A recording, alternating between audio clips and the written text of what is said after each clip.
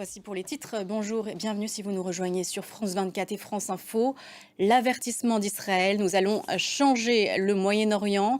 Benjamin Netanyahou promet une attaque massive sur le Hamas d'une intensité qui n'a jamais eu lieu, mais prévient aussi que la guerre s'étalera en longueur. Écoutez le Premier ministre israélien.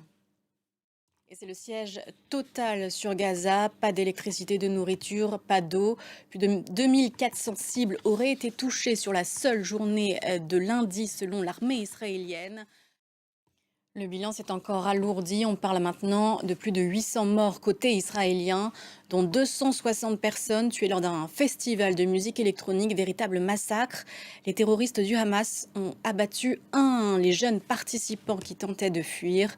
D'autres ont été pris en otage. Leurs proches sont sans nouvelles. Les équipes de France 2 se sont rendues sur ces scènes d'horreur. Regardez. Les réactions à l'international, déclaration commune des Occidentaux en faveur d'Israël.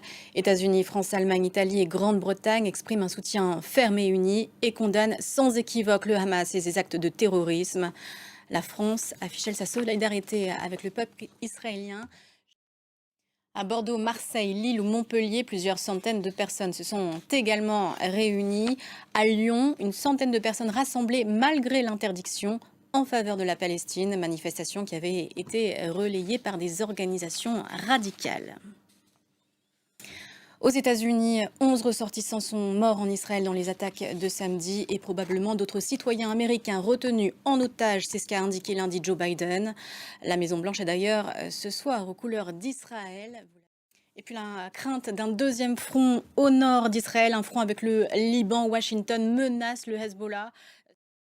Fin de ce journal, merci de l'avoir suivi. On se retrouve dans une quinzaine de minutes.